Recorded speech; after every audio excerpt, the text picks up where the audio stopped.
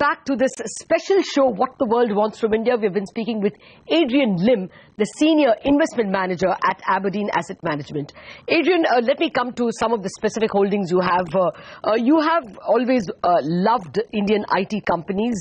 I understand you lately increased your holding in IT companies, and you have done that in spite of President Trump period starting. If you can explain what's your investment philosophy there. Okay, our two key positions within Indian IT is Infosys and Tata Consultancy.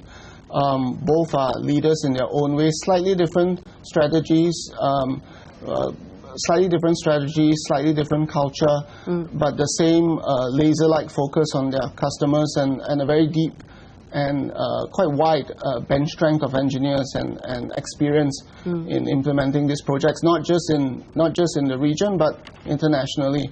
So they are good at what they do. They are competitively priced, strong balance sheets, lots of cash on the balance sheet, and we do like what they give us as investors.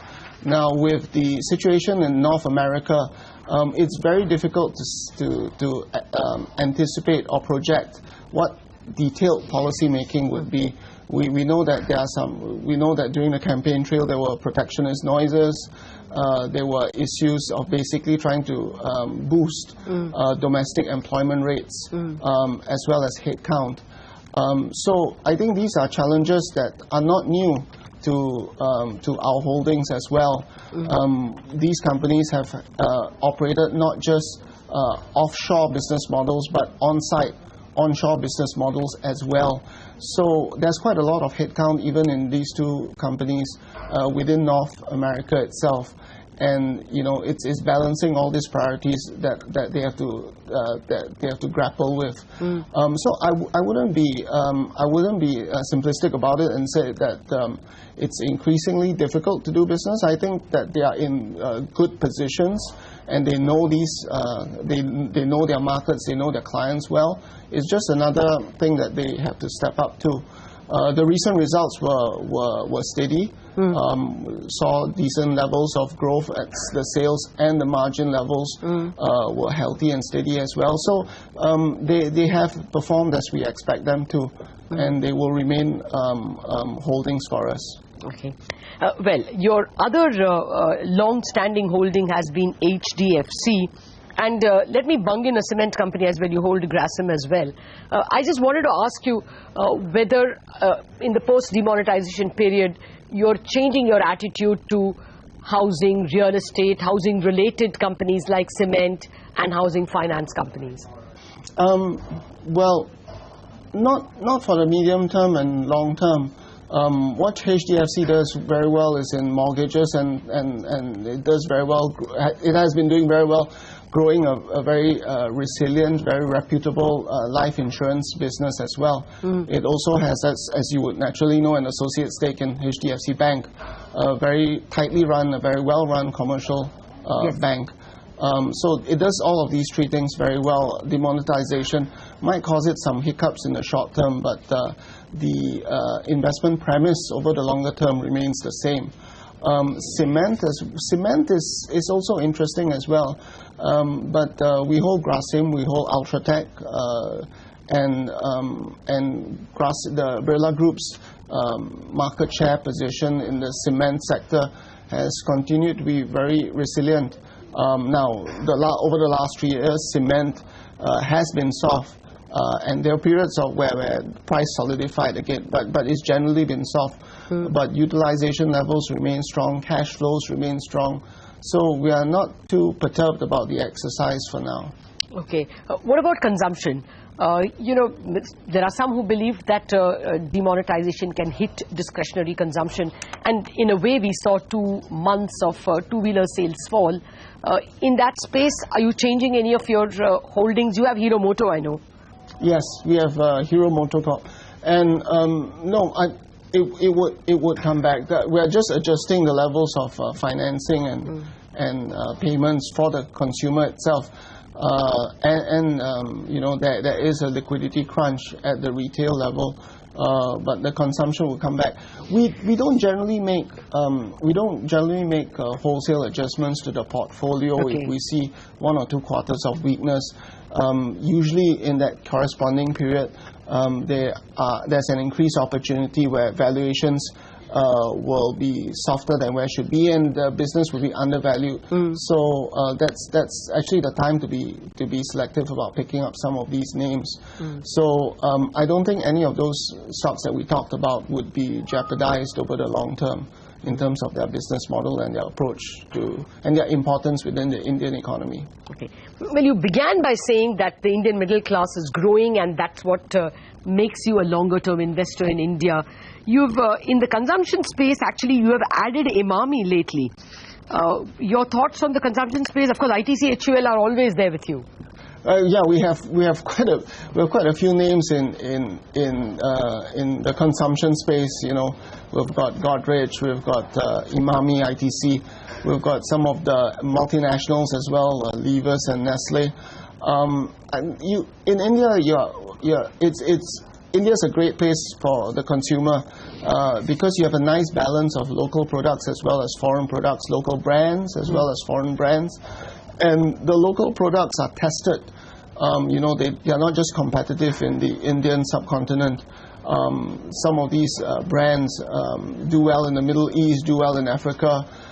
Some of them do well in South Africa. Some of Godrej's names as well. And some of it do well in places like Southeast Asia and Indonesia as well. So there's a lot of choice. There's a lot of price points. And the Indian consumer is pretty sophisticated when it comes down to these consumer products. So we like that space. Emami is just another option within the basket of consumer companies that we hold. What does unite them beyond their product portfolio is our strong professional management teams and strong operational cash flows with very measured expansion and capital expenditure plans. So that's what we like about these names that we hold within the consumer space. We've seen some seminal fall in lending rates in India after the rush of deposits into banks. Any changes in your holdings in the finance space? Any fresh additions? No, we are comfortable with what we have at the moment. The slower pace of credit growth is not something that has come on the back of demonetization. It's been a trend for the last 2-3 years.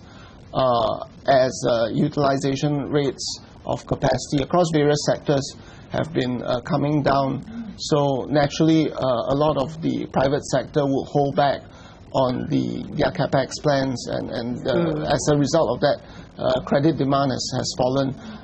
It's cyclical to some extent. And it doesn't really concern us in the short term.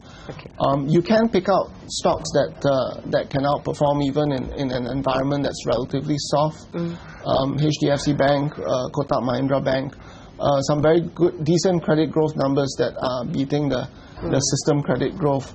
So there is growth within the space if you're selective about what you do hold. Well, finally, I wanted to ask you about how emerging markets, and in particular India, will fare in terms of fund flows. What's your best guess in 2017? The latter part of 2016 saw considerable outflows from EMs in general and India in particular. How will at least the first half of 2017 fare? I think sentiment is very much driven by international or global events. North America is something and what Trump means as in terms of economic policy is something that is foremost on people's minds. The actual impact is difficult to predict, but what he says or what he tweets does definitely impact sentiment in the global markets. The pace and the aggression of the Brexit exercise is also something that people pay attention to. It is often seen as an indicator of what Europe might do, although I'm not sure that's a fair surrogate. I suppose the German elections that are coming up is also another key issue. So we basically have a lot of eyes when you're in emerging markets, a lot of sentiment is driven by what happens in the developed world, how protectionist their governments would be, or how successionist their governments would be. Yeah.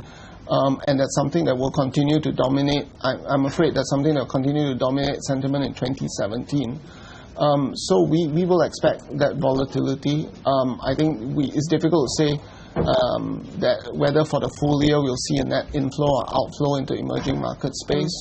What we can do is we can just make sure that we pick companies and businesses that are smart and relatively resilient against this volatility and see it through the medium term.